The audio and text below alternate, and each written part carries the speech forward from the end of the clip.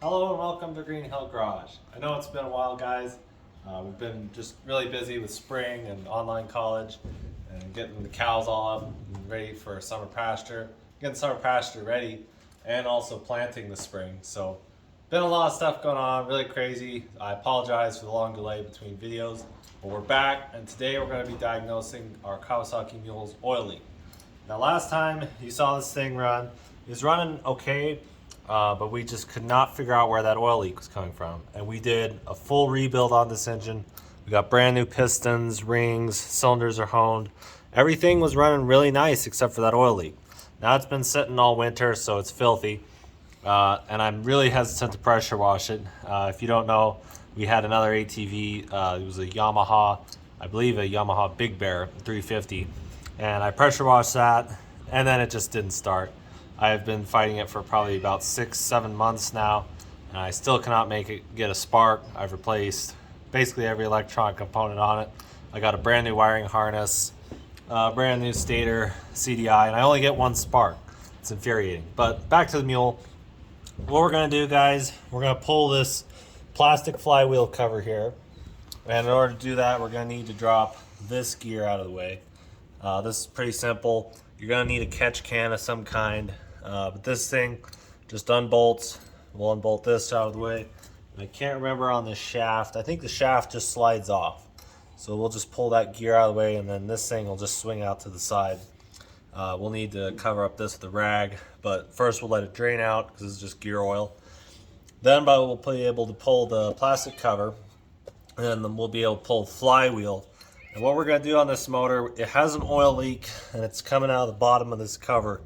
I think it's a main seal, but I'm not 100% certain.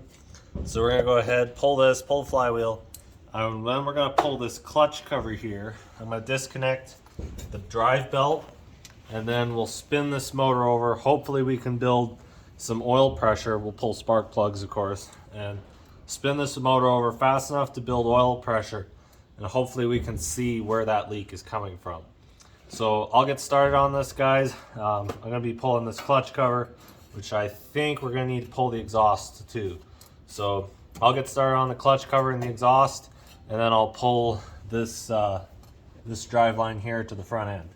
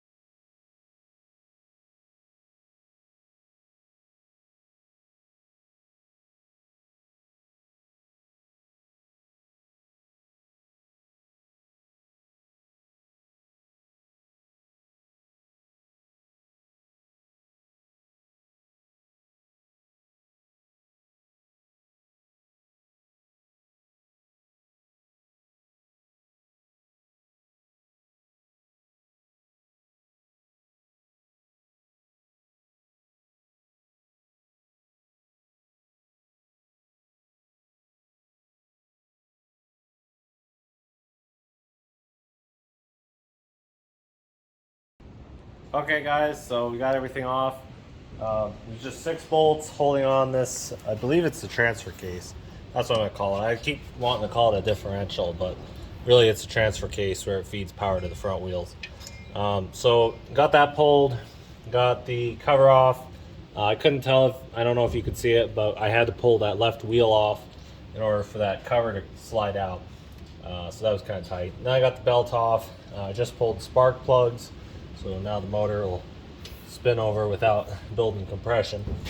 And in order to get this off, this is the main flywheel bolt. It's held on with a 15/16 socket is what you'll need to break this loose, and use an impact, because otherwise you'll be fighting here with this motor.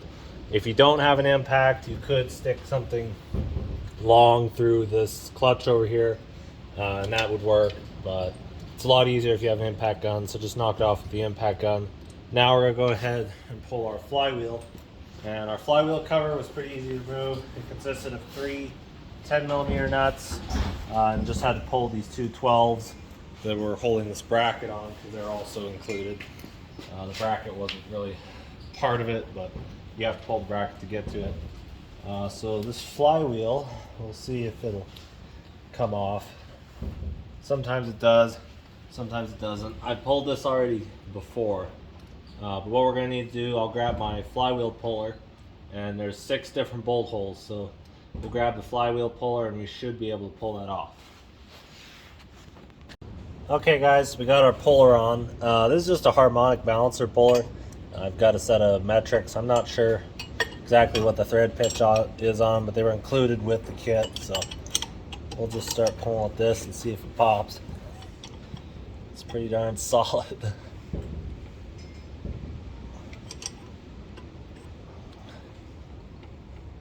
And there it went, all at once. Okay, so that came out. So it's held in by a set of magnetic, well, the stator is magnetic, so it's going to feel like it's kind of springy. So I'll go ahead, I'll pull these 2 bolts here, if I can. Yeah, they're coming out. You want to be sure you get these in far enough so you don't just rip the threads off or shear these in. The way this bolt pattern was, I couldn't get more than 2. So that's always a little scary when you can only get 2. So, yeah. Alright, let's now grab our flywheel here. Just kind of work it gently out. And there we go. Now as you can see, it's soaked in oil. So clearly this is where the leak is originating from, somewhere in here. You got your magnets here. You've got your keyway, which is going to basically provide the timing index or timing reference for the spark. And there's a key. Let me show you guys this key. Key's over here. This key on the crankshaft is offset, so we're gonna pull it off. This is directly how it was facing in on the crankshaft. And if you look at it, there's an offset. So this thing's offset this way forward. So imagine the engine spinning clockwise facing on the passenger side. This key has an offset facing forward. So just keep that in mind when you guys pull yours apart. And if this key comes out, then that way you won't face it backwards, because that will mess with the ignition timing. So that's how that key is supposed to face. We'll set that key aside over here, flywheel. And now we're ready to spin the motor over. So what we're gonna do, I'm gonna fire up, I think I'm gonna find a big drill or something.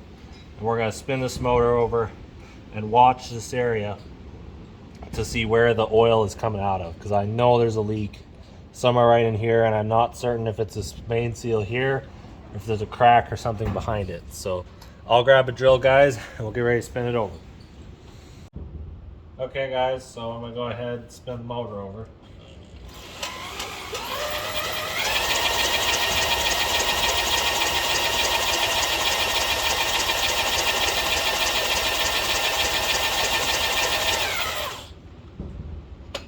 And I think the leak is pretty obvious now. It's coming right there out of our main seal. Right there off of that lip. We spun it over before, and that's where I saw it coming. Yeah. So that seal has gone bad. The one thing I was noticing though that I'm not quite certain about, I don't know if the camera can even pick it up, but it almost looked to me like there was just a bit of a flat spot on that crank when it spun. So we'll get out, I'll get a feeler gauge or some other gauge and see if I can't physically tell if there's an issue. What I'm going to try, I wonder if this seal is out just a little bit too far. So I'll try tapping it further in just a touch, see if that fixes anything. If that doesn't, then we know the seal's bad. Alright guys, so our seals came in the mail. This is our main seal. I went ahead, I lubed it up. I also measured it just to be sure that it was good. It seems like it's pretty good. So we're going to go ahead and drive it in. And I've got a socket here that is almost identical to the outside diameter. This is the outside, this is the inside. We want to be sure our spring, there's a spring on this, and we want to be sure that spring isn't broken or missing, because that could also lead to an oil leak. So we're just going to slide it in here. Just kind of work it in until it fits basically level. And as you can see, I don't know if your camera can pick this up, but it's trying to go in crooked. So I'm going to need to, I'll get my socket out. And we'll just go ahead and start tapping on it. And we should be able to get drilled in. So I'll get the hammer out, guys, and we'll drive that seal in. Okay, guys, so we got that new seal in. And what I want to explain is that this seal has to be out probably about a solid 1/8 of an inch. It is not flush. There's a reason for that. And this seal is not really a great way to demonstrate, but on this newer seals we have, the lip comes out a little farther. And so in order for that lip not to hook, there's a piece on the crankshaft. It's the larger end of the journal. It's basically the journal. You got like very small fist, big fist. There's a lip right here. And so this seal, when it comes along, we don't want that lip to get pushed up against that. So if that lip gets pushed up against that from being all the way flush, and that's where I think our oil leak came from. Because there wasn't anything really wrong with this seal, but I think that's what it was. So left it about 1/8 of an inch out so that that lip can ride right up against, but not on it. So that was kind of the trick there. We got our seal on, we spun the motor over, and it didn't leak oil. So I think it's going to be a win. We'll go ahead, we'll put our flywheel back on, put on what we need to get this thing to fire up and run, and then see if we have any leaks. No oil leaks so far.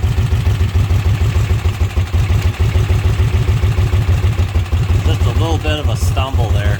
Partly because we're running some really old gas. This gas has been sitting for a while. So we'll need to run it a little longer, get this gas out, and then put some fresh gas in. But it's idling on its own. Not great, but it is idling. No oil leak. So we got our oil leak fixed, guys. So now we're just going to go ahead. We'll put the cover back on, put all our bolts back on, and just basically the same process of reassembly. That key, I just want to remind you guys, there's a little dot stamped on that key. That dot always faces forward. This motor spins clockwise if you're looking at it from the passenger side. So just something to remember. So I'll get the rest of that going as far as reassembly, and then we'll go take it for a drive. Alright guys, we got it all running. There's no oil leaks. As you can hear, it's idling pretty nicely. So we're going to go ahead, we're going to go take it for a spin. Still a little hesitation there off the pilot.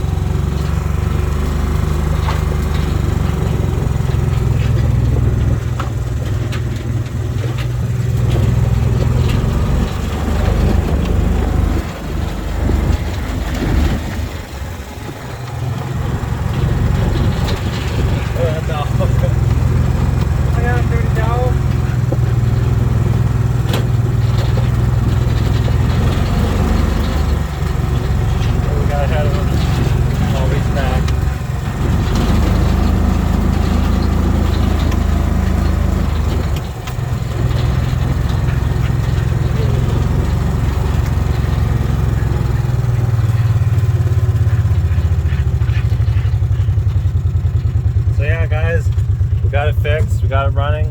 We're going to go ahead and wash it off, but that'll be the end of this video.